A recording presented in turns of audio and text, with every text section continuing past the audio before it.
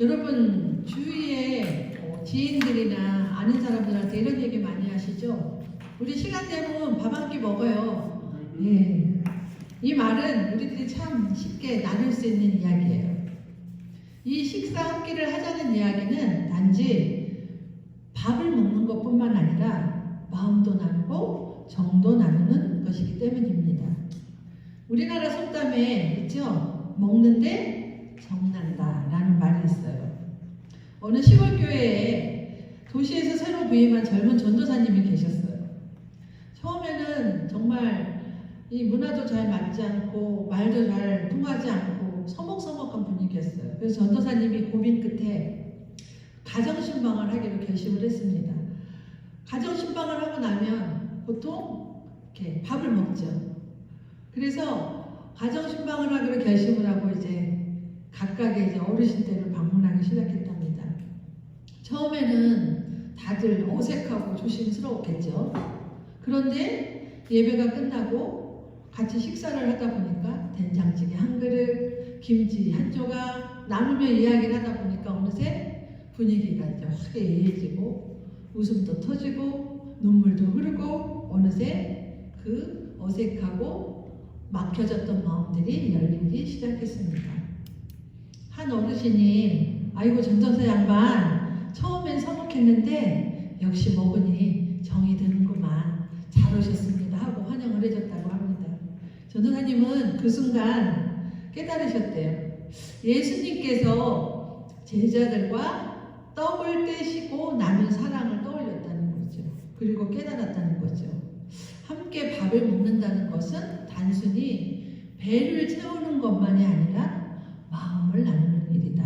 아멘. 그 이후에 그 마을과 교회는 점점 하나로 묶었고 서로 이해하고 사랑하는 공동체로 변해되어 갔습니다. 예수님께서도 떡을 떼어 주시면서 마음을 나누셨어요.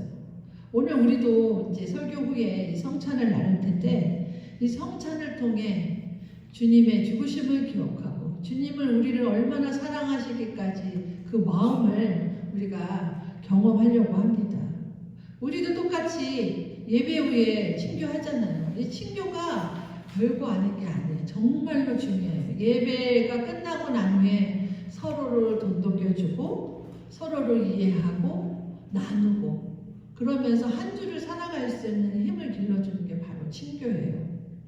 그리고 친교를 하면 할수록 공동체에서의 이 친밀함이 더욱 하나로 묶어집니다. 그래서 용서의 자리, 화해의 자리에서만 식탁이 베풀어질 수 있다는 거죠. 그래서 서먹서먹했던 사람도 밥 한 끼 먹으면서 하하호호 깔깔대고 웃을 수 있는 거예요. 오늘 주의 만찬이 바로 뭐였냐면 식사라는 개념이에요.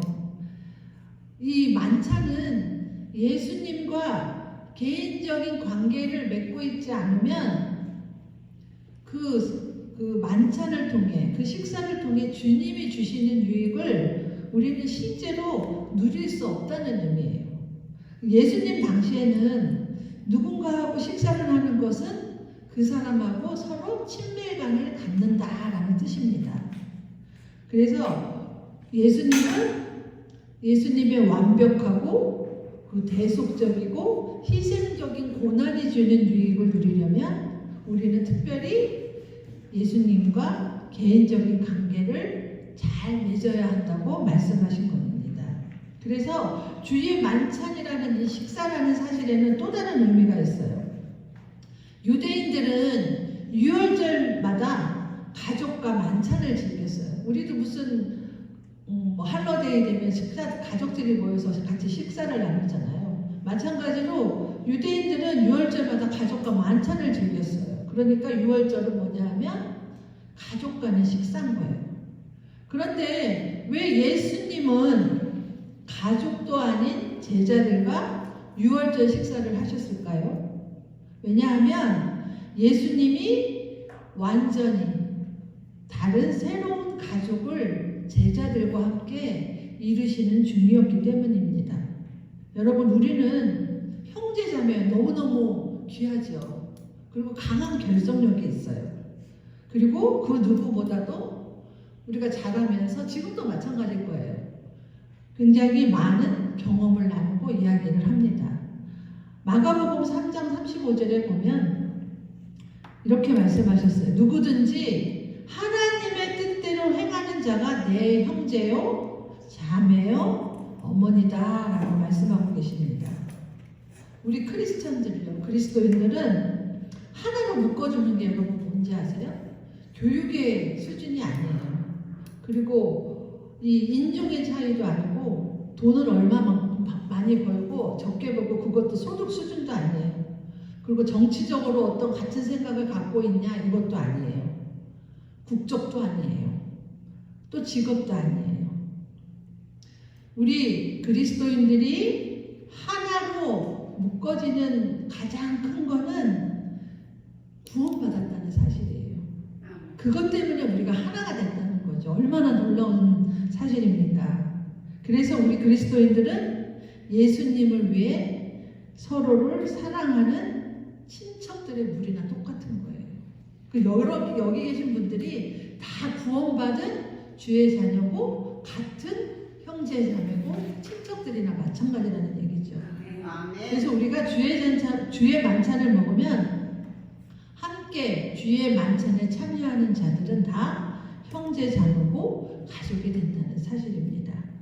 그래서 오늘도 성찬을 같이 우리가 뗄 텐데 이거를 땜으로 해가지고 우리가 함께 자란, 마치 함께 자란 형제 자매처럼 더욱더 하나님 안에서 강력한 결속을 만들어냅니다. 아멘. 그래서 주의 만찬은 그리스도 안에서 하나님의 자녀가 성도들의 교제와 하나됨을 체험하는 의식입니다. 그래서 오늘 본문에 나오는 고린도 교회 안에서 이렇게 성도들의 연합이 깨졌어요. 가장 분명한 증거가 오늘 말씀에도 나오지만 주의 만찬이 변질된 본문의 내용입니다. 그래서 우리는 오늘 이 본문의 내용을 가지고 어떤 공동체가 되어야 할 것인지 여러분과 나눠보도록 하겠습니다. 첫 번째, 그리스도 안에서 서로 돌보고 배려해야 한다. 고린도 교회 성도들은 모일 때마다 뭘 했냐면요, 서로 음식을 나눴어요. 애찬을 나눴고 성찬을 나누었어요. 그 고린도 교회 성도들은 날마다 모이기에 힘썼다고 이야기합니다. 그러나 바울은 오늘 고린도 교회의 모임을 칭찬하지 않고 도리어 해롭다고 오늘 책망을 하고 있어요. 어떻게 책망을 하냐 하면 17절에 보면 내가 명하는 이 일에 칭찬하지 아니한다 라고 이야기합니다. 그 이유는 그들의 모임의 목적을 상실했기 때문에 바울이 칭찬하지 않고 엄청나게 크게 책망을 합니다. 왜? 서로 유익하고 편안해야 할 모임이 서로에게 해롭고 불편해졌기 때문입니다. 17절 하반부에 보면 또 뭐라고 나오냐면 그는 너의 모임이 도리어 해롭다. 즉 모임이 바로 예배를 말하는 거예요. 그리고 19절에 보면 그들 중에 파당이 있다라고 합니다. 여기서 파당은 이단이라는 뜻이에요. 이단.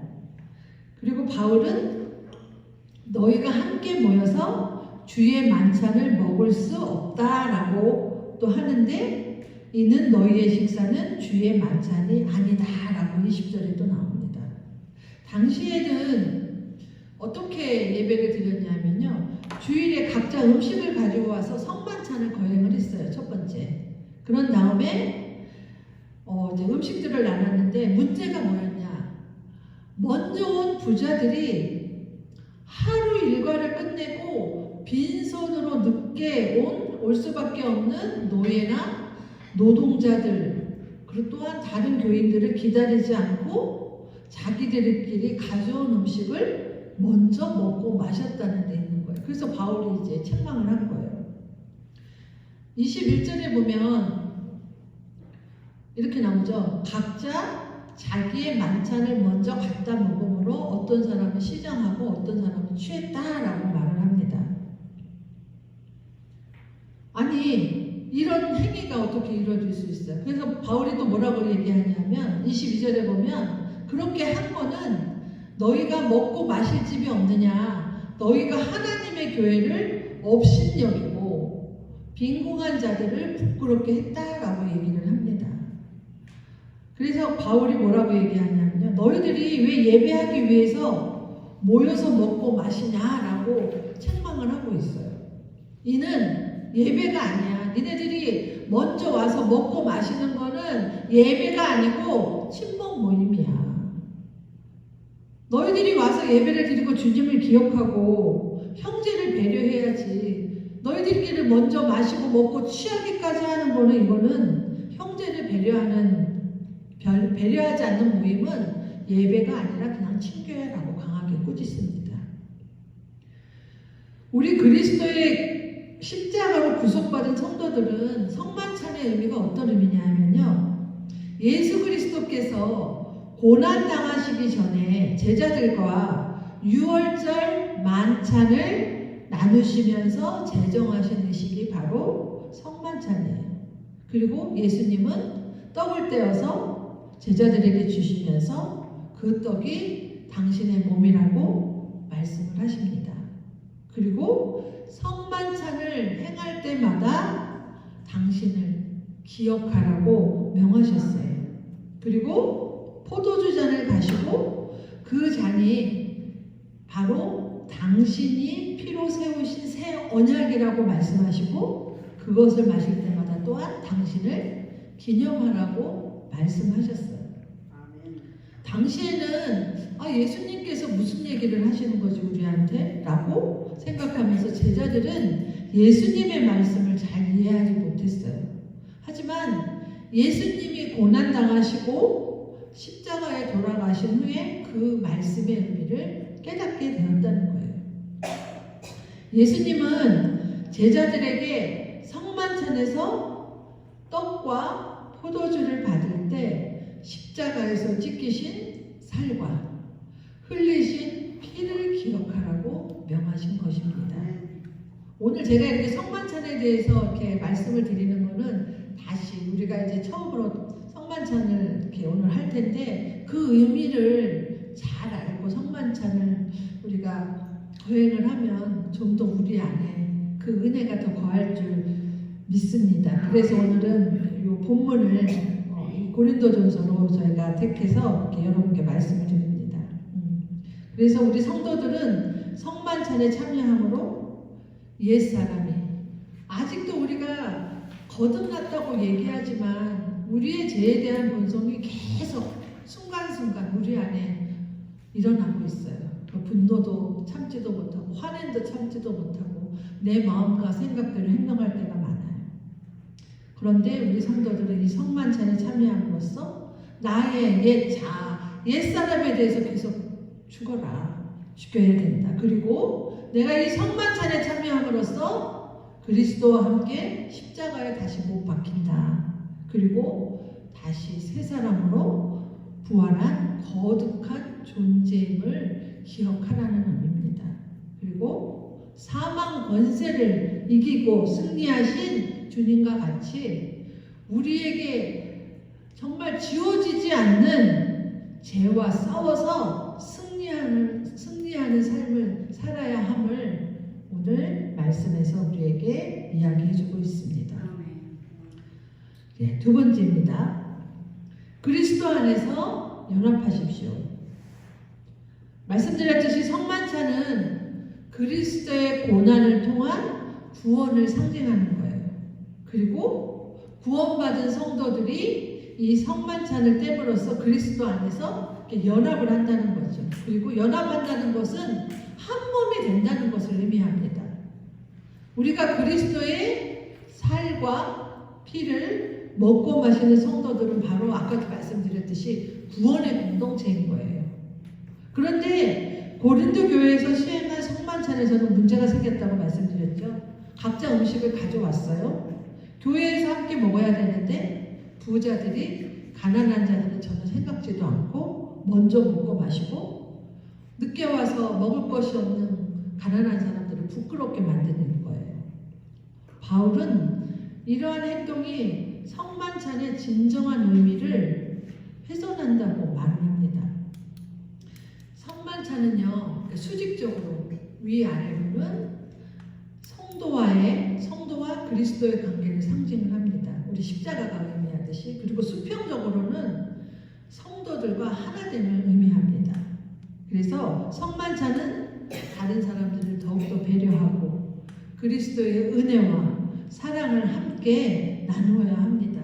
그래서 우리가 성만찬을 뜰 때 내가 형제에 대한 사랑이 없는 성만찬은 진정한 성만찬이 될 수 없다는 거죠. 그러니까 우리가 성만찬을 떼기 전에 혹여라도 내 마음에 있는 어떤 죄책감, 내 마음에 있는 미움, 이런 모든 것들을 다 내려놓고 다시 새로운 마음으로 성만찬을 받아야 된다는 거예요. 여러분, 교회는 그리스도 안에서 구속받은 공동체라고 그랬죠. 그리고 주님의 새 계명을 따르는 사랑으로 하나 되어야 된다는 거예요. 바울은 성도들이 성만찬에 참여해서 떡을 먹고 잔을 마실 때마다 주의 죽으심을 기억하라는 거예요. 그리고 그걸 전하라는 거예요. 성만찬에 복음의 핵심이 담겨 있다는 거죠. 우리가 주님의 그 죽으심을 기억하느로 그치지 않고 우리가 성만찬을 떼고 난 다음에는 복음 전도의 역할을 잘 감당해야 된다는 의미입니다. 아멘. 주님께서는 승천하시기 전에 만민에게 구원의 복음을 전하라고 지상 명령을 내리셔서 너희는 땅끝까지 이르러 증인이 되라고 좀 말씀하셨죠. 그래서 우리 교회에서는 예배하고 성만찬을 거행할 때마다 그 주님께서 우리에게 주신 명령을 되새겨야 돼요. 그리고 그 사명을 감당하기 위해 힘써야 한다는 거죠. 바울은 고린도 교회가 이렇게 온전한 성만찬을 행하지 못함으로 복음 전도의 사명도 감당하지 못했다고 또 아주 질책을 합니다. 그러므로 우리 성도들은 그리스도 안에서 더욱 사랑하고 온전한 성만찬을 행해서 세상에 복음의 빛을 비추는 사명을 충성스럽게 감당하는 여러분이 되시길 바랍니다. 아멘. 예, 세 번째입니다. 주님을 기억하는 예배가 되어야 된다. 초대교회 예배는 지금처럼 어떤 이렇게 딱 이렇게 틀이 갖춰진 예배를 드리고 있지 않았어요. 왜냐하면 그 의미를 잘 모르는 사람이 보기에도 그저 그냥 식사 교제하고 약간의 종교적인 의식이 가미된 모임 정도로 오해할 수 있을 정도로 그만큼 이렇게 틀이 잘 갖춰지지 않았어요. 바울은 고린도 교회가 시작될 때부터 성도들에게 성찬식의 의미를 이제 전해줬어요. 하지만 고린도 교회에서 일어나는 일들에 대한 소식을 듣고서 바울이 오늘 질타를 했다고 그랬죠. 너희들이 전혀 배려하지 않고 이거는 예배도 아니고 그냥 친목 모임에 불과해 라고 이야기를 했어요. 성찬은 우리를 위해 찢기신 예수님의 몸과 흘리신 피를 기념하는 의식이기에 결코 이 성만찬을 뜰 때는 엄숙하게 웃고 떠들며 식사를 나눌 수 없습니다. 이에 바울은 예수님이 제자들과 마지막 만찬을 나누실 때 모습을 묘사하면서 그 의미를 되새기게 합니다. 그리고 그리스도인들이 성찬을 뗄 때 주님의 죽으심을 세상 끝까지 전하라고 오늘 말씀하고 있습니다. 성찬이 단지 교제를 나누기 위한 도구가 아니라는 거예요. 그 자체가 우리가 이 성찬을 떼는 의식은 세상에 십자가의 복음을 전하는 도구가 된다는 말입니다. 예배의 모든 순서가 다 그렇지만 특히 성찬은 우리가 성찬을 뗄 때는 주님의 죽으심이 교회 안에서 성찬식에 바로 재현되는 거예요. 비록 십자가의 부활 사건이 2000년 전에 일어난 아주 오래된 과거의 일이지만 우리가 성찬을 나눌 때에는 우리 안에서 그 사건이 다시 일어나는 의미를 가지게 됩니다. 그래서 우리는 이 놀라운 신비를 가볍게 여기거나 무시하는 어떤 행동도 용납될 수 없음을 기억하시기 바랍니다. 그래서 우리는 예배의 의미를 잘 생각하셔야 된다는 거예요. 그리고 예배 때 정말 주님을 우리가 만나고 주님의 말씀을 듣고 주님과 하나가 되고 형제들과 하나 되는 시간이 바로 예배라는 거예요. 온전히 하나님께만 드리는 게 예배가 아니라는 거예요. 여기에 모여서 예배드리는 모든 사람들이 공동체가 서로 사랑하고 하나 되는 의미의 진정한 예배가 되어야 된다는 겁니다. 그래서 우리가 참된 예배를 회복하시기 바랍니다. 그래서 모든 성도가 더욱더 하나 되고 정말 용납해야 되고 사랑하는 공동체가 되어야 된다는 거예요. 그래서 그 선한 영향력을 우리만 가지고 있는 게 아니고 세상 가운데 퍼뜨려야 됩니다. 이럴 때 역동적이고 아주 활력 있는 예배가 우리 가운데 임할 줄 믿습니다. 말씀을 믿습니다. 주의 만찬, 성만찬은 그리스도 안에서 하나님의 자녀가 된 성도들이 교제와 하나 되는 체험하는 바로 그 시기 성만찬입니다. 고린도 교회 안에 성도의 연합이 깨어졌다는 가장 분명한 증거는 말씀드렸듯이 주의 만찬이 아까 변질됐다고 했잖아요. 그걸 통해서 우리는 어떤 공동체가 우리 교회가 되어야 될지 주의 만찬에서 오늘 찾을 수 있습니다. 우리 공동체, 우리 교회는 그리스도 안에서 하나됨으로 서로를 배려하고 돌보고 자라가는 그런 성숙한 공동체가 되어야 될 줄 믿습니다. 교회는 또한 그리스도의 몸이라고 했어요. 이 본질이 무너지면 예배를 비롯한 모든 활동이 변질될 수밖에 없어요. 왜곡될 수밖에 없다는 겁니다. 그리고 주의 만찬 때에는 모두가 다 동등한 거예요. 누가 높고 낮음이 없는 거고 모든 차별이 사라지고 그리스도 안에서 하나됨을 경험하는 예식입니다. 그러므로 우리가 주의 만찬을 대할 때 우리 교회가, 우리 공동체가 하나 되는 의미를 더욱 기억하시기 바랍니다. 오늘날에도 교회와 성도들은 주의 만찬의 본래 의미를 기억하고 변질하지 않도록 여러분 잘 기억하셔야 합니다. 이 성만찬에서는 첫 번째 주님의 죽으심을 기억하고 대세이기고 또한 주님께서 말씀하시는 것처럼 복음을 전하고 또 다시 오실 주님을 기다리는 우리 모두의 삶의 자세가 이 오늘 성찬식에 오롯이 담겨 있음을 기억하시기 바랍니다. 그래서 주의 만찬을 통해 특별히 십자가의 은혜로 나를 자녀 삼아 주신 주님의 은혜를 더욱 기억하시기 바랍니다. 그래서 우리가 주님의 몸을 함께 먹고 주님의 피를 함께 마심으로 오늘 이 시간 더욱더 하나님 앞에 우리 공동체가 하나 되어 살겠다는 고백을 드리시는 시간이 되길 바랍니다. 개인주의로 치닫고 있는 오늘날 성도들의 진정한 연합과 교제를 회복될 수 있기를 간절히 축원합니다. 아까 기도하고 성찬식